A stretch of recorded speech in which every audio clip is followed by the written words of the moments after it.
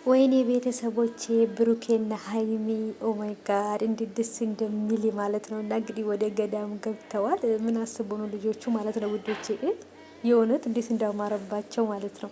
እንግዲህ እስኪ አለማዊ ብቻ ሳይሆን እስኪ መንፈሳዊንም ነገር እንሞክረው በማለት እንግዲህ እንደምታዩዋቸው እጅግ በጣም ደስ የሚል በጣም ምርጥ የሆነ ቦታ ገዳም ቦታ ሂደዋል እና ይለያል እውነት ለመናገር ማለት ነው። የሆነ ብሩኬ ዩት ምን እንደመሰለ ማለት ነው። ስደተኛ እኮ ነው የመሰለው ልጁ ማለት ነው።